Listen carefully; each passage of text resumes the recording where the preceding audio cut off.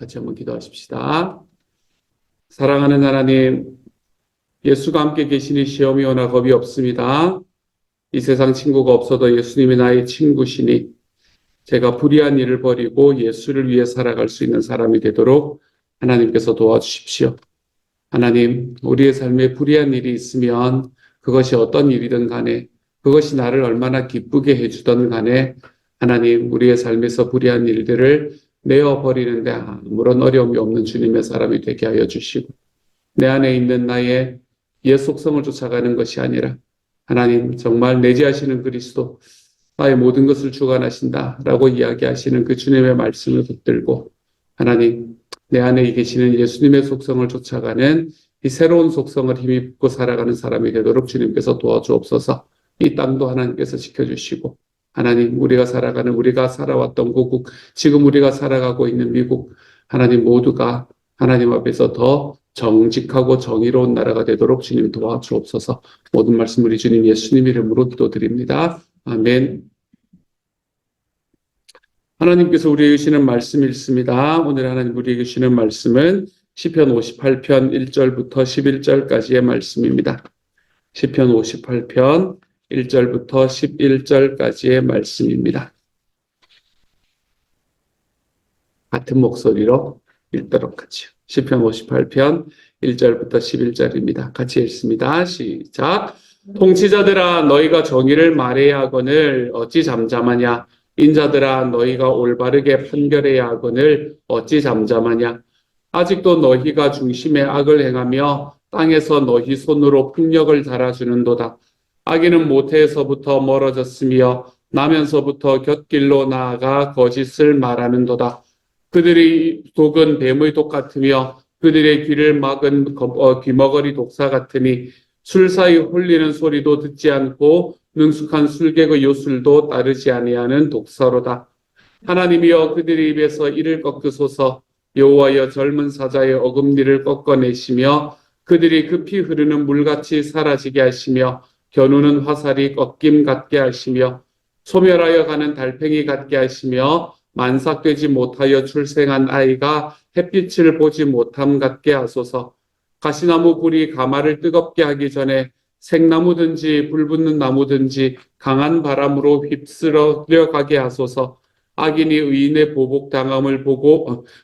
악인의 보복당함을 보고 기뻐하며 그의 발을 악인의 피에 씻으리로다.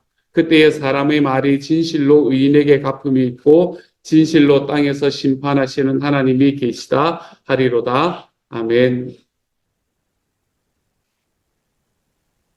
오늘의 말씀의 1절을 바라보면 통치자들에 관한 이야기, 그러면서 우리에게 이야기하는 말씀이 정의, 올바르게 판결하는 일, 이런 이야기들에 대해서 말하고 있습니다.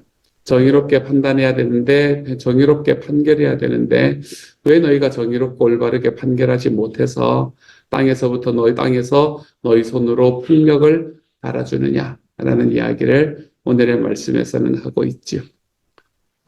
보면 그때만 그런 게 아니라 요즘도 그렇구나라는 생각을 참 많이 합니다. 올바르지 못한 판결로 인해서 그들의 삶에 폭력을 달아주는 일들이 지금의 시대에도 일어나고 있구나라는 것을 우리는 또한 한국에서 미국과 한국은 그래도 좀 낫지 않습니까? 그렇죠? 세상에 있는 곳곳에서 바라볼 수 있는 것을 우리는 기억할 수 있게 되겠네요. 여기서 말하는 정의라는 것이 오늘의 말씀에서는 가장 핵심적인 이야기입니다. 정의라고 이야기하는 것, 이 정의라고 이야기하는 것은 무엇인가? 이 정의라고 이야기하는 것은 하나님께서 우리의 삶에 베풀어 주신 하나님께서 사람이라면 이렇게 살아가야 되는 것이 아니냐라고 이야기해 주신 상식과도 같은 것이다. 이렇게 생각을 하시면 됩니다. 그리고 정의라고 이야기하는 것은 하나님의 편에 서면 하나님께서 절대로 굽히시지 않으시고 끝까지 행해 나가시는 하나님의 같은 말이라서 이런 말 쓰기가 좀 그런데 하나님의 공의로 공이나 정의나 그거지 않습니까? 그렇죠? 그것을 이야기를 하고 있습니다. 그래서 성경은 우리에게 이 정의라는 말이 참 많이 쓰이게 되는데 성경에서 정의라는 말이 참 많이 쓰이는 이유는 뭔가 하면 하나님께서 가지고 계시는 성품이 그 성품 중에 가장 중요한 성품 중에 하나가 이 정의라는 성품이기 때문에 그렇습니다. 하나님께서는 우리들에게 정의로움을 끝까지 이야기하십니다. 왜 하나님이 정의로우셔야 되느냐? 하나님께서 정의로우셔야 하는 이유는 하나님께서 이 땅을 심판하시는 심판주로 다가오실 때에 하나님이 정의롭지 않으면 우리는 그 하나님께 우리의 심판의 권위를 맡겨드릴 수 없기 때문에 그렇습니다. 하나님은 세상을 심판하기 때문에 정의로우셔야 됩니다. 어떻게 말하면 좀 꼿꼿하신 분이셔야 돼요. 하나님은 여기서는 이렇게 이야기하고 저기서는 저렇게 하는 분이 될 수가 없습니다. 하나님께서는 어떤 한 사람의 죄악에 대해서 이것이 옳지 않은 거라고 이야기를 했으면 다른 사람의 똑같은 죄악에 대해서도 옳지 않다고 이야기를 할 수 있는 할 수 있어야 되는 분이 되어야 합니다. 왜냐하면 그렇게 되어야 세상을 심판하시는 분으로서의 자격이 갖추어지기 때문에 그렇지요. 그렇기 때문에 하나님께서는 대단히 정의로우신 분입니다. 대단히 정의롭다는 말로도 표현이 다 되지 않겠군요. 하나님께서는 완전하게 정의로우신 분이십니다. 그래서 정의로우신 하나님은 늘 우리의 삶에 뭐를 허락하시나 하면 신상필벌을 허락하십니다. 우리가 삶에 좀 잘하면 상을 주시고 좀 못하면 벌을 주시는 분이 바로 우리 하나님입니다. 그리고 이 신상필벌의 하나님은 하나님 마음에 좀 드는 사람이라고 해서 벌이 좀 덜하고 하나님의 마음에 들지 않는 사람이라 그래서 벌이 좀 더하게 되는 이렇게 다가가시는 분이 될 수가 없다는 거죠. 그래서 주님께서 정의로움을 가지고 계신다. 하나님이 공의로움을 가지고 계신다는 것은 하나님이 가지고 계신 하나의 속성이고 성품이기 때문에 하나님이 가지고 계시는 가장 중요한 속성 중에 하나이기 때문에 우리는 주님의 정의로움을 말할 수밖에 없습니다. 하나님은 이 속성만 가지고 있는 것이 아니지요. 하나님이 가지고 있는 가장 중요한 속성 중에 또 하나는 하나님은 사랑하시는 분이다 라는 것이 주님이 가지고 계시는 속성 중에 하나입니다. 하나님은 사랑하시는 분이십니다. 정의로움과 사랑이라는 것은 사실은 우리가 둘 놓고 생각을 해보면 두 개는 서로 반대편의 대척점에 서 있는 것 같다라는 생각이 들 수 있는 그런 속성입니다. 정의로움은 어떤 건가 하면 어떤 삶의 거국에 있다고 하더라도 중간에 어떤 상황들이 있다고 하더라도 내가 옳으면 옳은 거고 그르면 그런 거다라고 이야기하는 것이 정의로움이고 공의로움이라면 하나님께서 말씀하시는 사랑이라고 이야기하는 것은 괜찮다, 내가 용서해 줄게 라고 이야기하는 게 사랑이기 때문에 그렇습니다. 괜찮다, 내가 용서해 줄게 라고 이야기하는 것이 하나님의 사랑이라면, 그리고 하나님이 이런 성품을 가지고 계시는 분이라면 하나님은 정의로울 수는 없는 분이 될 수밖에 없는 겁니다. 왜냐하면 옳은 건 옳고 그른 것은 그르다라고 이야기하시는 분이 괜찮다라고 이야기할 수는 없기 때문에 그렇죠. 그래서 하나님께서 가지고 계시는 이 정의로움의 성품과 주님이 갖고 계시는 사랑의 성품이 서로 부딪히기 때문에 하나님께서는 우리에게 우리 주님의 구원을 허락하기 위해서 예수 그리스도를 허락해 주시는 거지 않습니까? 그렇죠? 예수님께서 십자가의 죽으심으로 우리를 향한 하나님의 정의로움이 해결되도록 만드신 후에야 하나님께서는 우리를 가슴으로 온전히 안으실 수 있는 주님의 사랑으로 우리에게 다가오실 수 있게 되었던 것이지요. 하나님께서 우리에게 말씀하시는 이 정의로움이라고 이야기하는 것은 주님께서 가지고 계시는 성품이기 때문에 우리는 정의로움을 가져도 되고 안 가져도 되는 사람이 될 수가 없습니다. 우리가 이것을 사랑이라고 표현을 하면 훨씬 더 쉽게 이해할 수 있어요. 하나님의 성품이 사랑이기 때문에 우리는 사랑해도 좋고 사랑 안 해도 좋은 사람이 될 수가 없잖아요. 그렇죠? 주님의 속성이 사랑이시기 때문에 우리는 주님의 속성을 닮아가는 삶, 내 삶을 주님이 나를 사랑하셨듯 내가 나와 함께 있는 이들을 사랑하는 삶으로 걸어가는 게 당연하잖아요. 우리가 이것을 사랑이라는 성품을 놓고 이야기하면 별로 이해하기가 어렵지 않습니다. 그런데 이것을 정의라는 이 성품을 놓고 이야기하면 좀 낯설어 보일 때가 있습니다. 하나님이 가지고 계시는 정의로움이 하나님의 성품이기 때문에 우리도 우리의 삶에서 정의로움을 지키며 살아가야 되는 사람이 되어야 한다는 것이지요. 이런 부분에 대해서는 우리가 잘 생각을 하지 않는 것 같아요. 말씀도 우리에게 그렇게 많이 이야기하지 않는 것만 같고요. 이상하게 그런 말씀은 귓등으로 쑥쑥쑥 넘어가죠. 그렇죠? 사랑 이런 게 나오면 좀 더 마음에 와 닿는 것 같고. 근데 오늘의 말씀은 바로 그 정의로움에 관한 이야기. 하나님의 성품이기 때문에 우리가 결단코 우리의 삶에서 그냥 흘려보낼 수 없는 그 정의와 공의에 대한 이야기를 우리에게 하고 있습니다. 1절의 말씀에서는 어떻게 이야기를 하고 있나 하면 1절의 말씀에서는 통치자들 그리고 인자들을 이야기를 합니다. 정의로움이 가장 많이 이야기가 되어야 되는 사람이 통치자들이다라는 것에 대해서는 변함이 없을 것 같습니다. 그렇죠? 이건 누구도 이의를 제기할 수가 없을 것 같습니다. 통치자들은 좀 정의로움을 가지고 판단하고 판결하며 살아가야 합니다. 근데 이것은 정의로움이라는 단어가 통치자들에게만 있는 것이 아니고 인자들에게도 있다라고 이야기하죠. 여기서 말하는 인자라는 건 뭘 이야기하는 걸까요? 이 말이 좀 어려운데 여기 어디요? 세번역 성경을 보면 그냥 너희라고 이야기합니다. 너희. 너희가 과연 공정하게 사람을 재판하느냐 이렇게 이야기를 합니다. 여기서 말하는 인자라고 이야기를 하는 것은 물론 여기서 일하는 그들이 하는 직무를 보면 이들은 이제 판결하는 사람들, 그러니까 통치자들과 큰 차이가 없는 사람들인 것 같기는 하지만 여기서 말하는 인자라고 말하는 사람은 사람 인자에 놈자자를 씁니다. 그렇기 때문에 그냥 사람들이라는 말이. 통치자들뿐만이 아니라 하나님께서 말씀하시는 정의는 누구도 말해야 되나 하면 사람이면 누구라도 정의를 말해야 된다라고 이야기하는 거죠. 왜요? 우리가 주님을 닮아 있기 때문에 그렇습니다.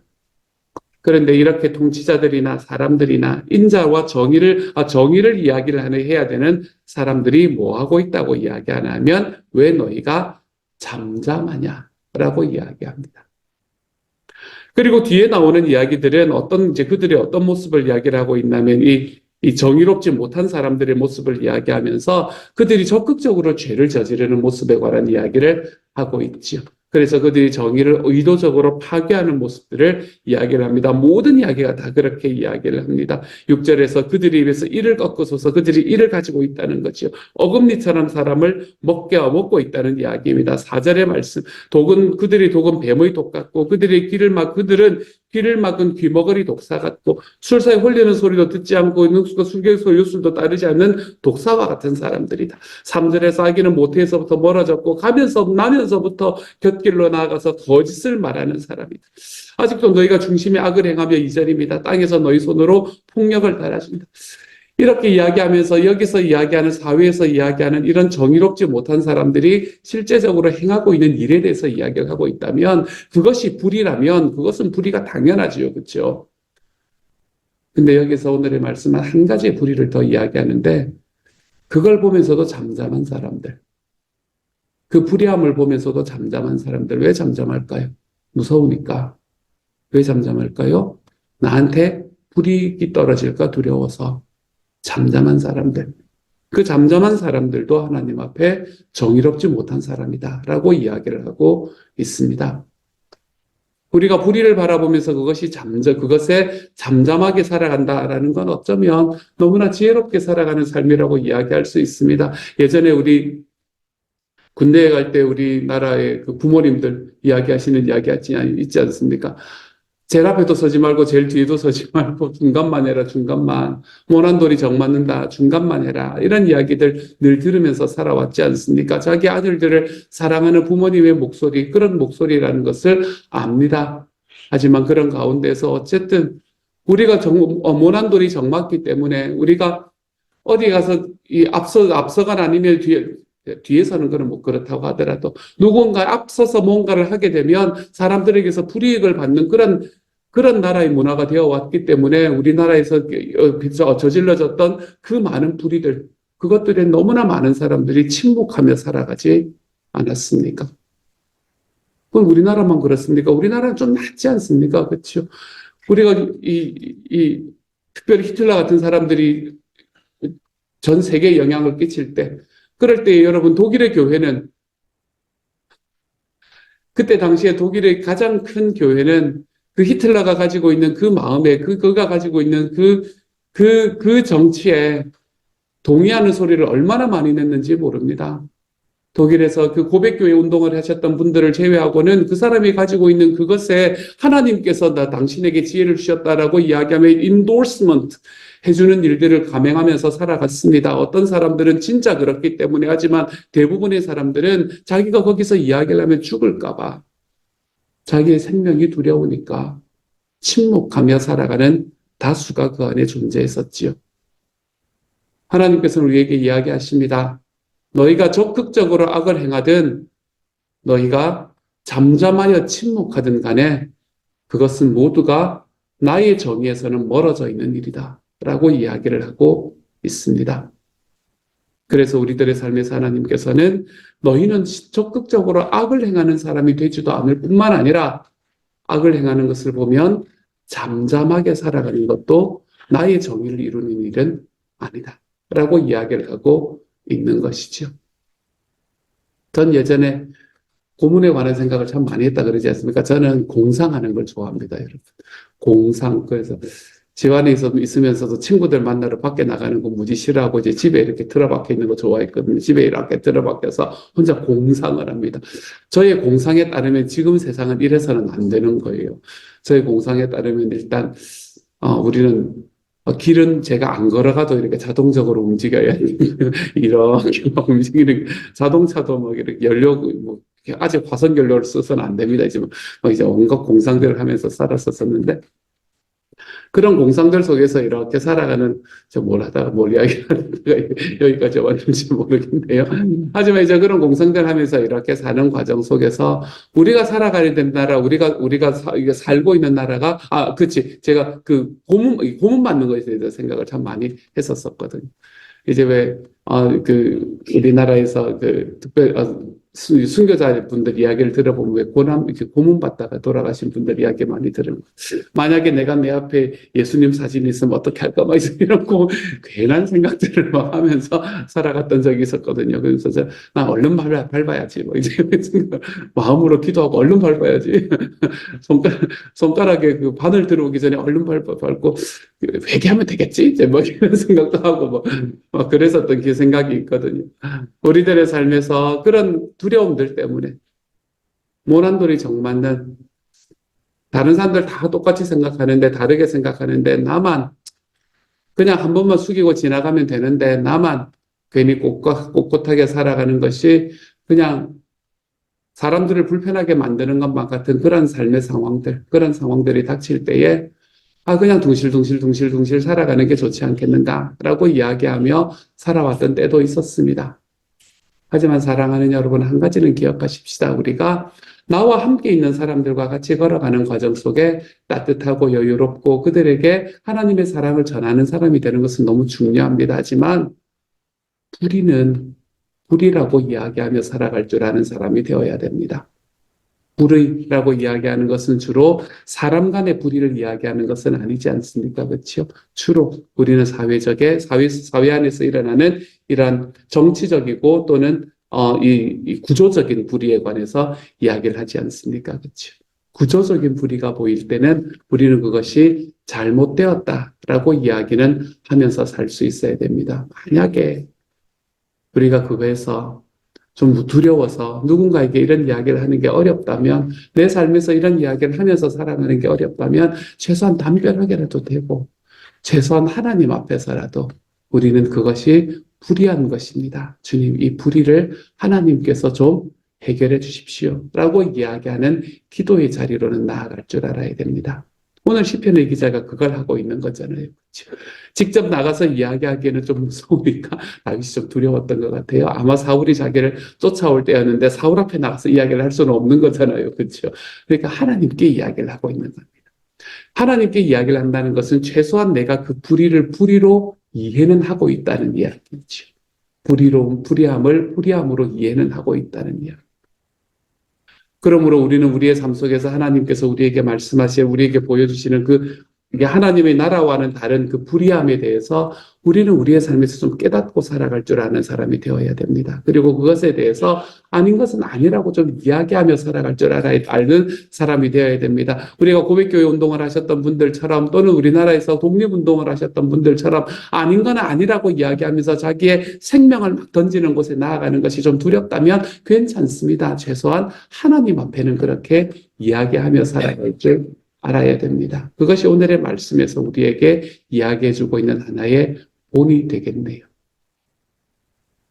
우리에게는 이 불의함을 바라보면서 우리가 할 수 있는 가장 최선의 일은 무엇일까 생각해 보면 우리가 그것을 해결할 수 있는 자리에 서 있는 것도 아니고 우리가 그것에 대해서 활동가 이런 게 되면 또 되시는 분들이 혹시 계실지도 모르겠지만 드물잖아요. 그렇죠?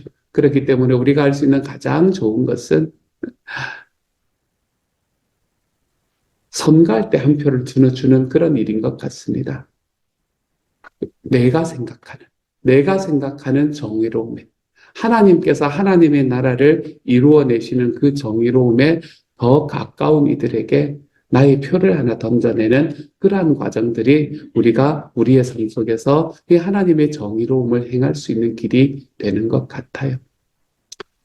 얼마 안 있으면 이제 구제자 투표, 근데 재외선거인 선거가 곧 다가옵니다. 3월 27일부터 4월 1일까지 재외선거인 선거가 일어납니다. 미국에서도 또 얼마 안 있으면 선거가 일어나잖아요. 그렇죠?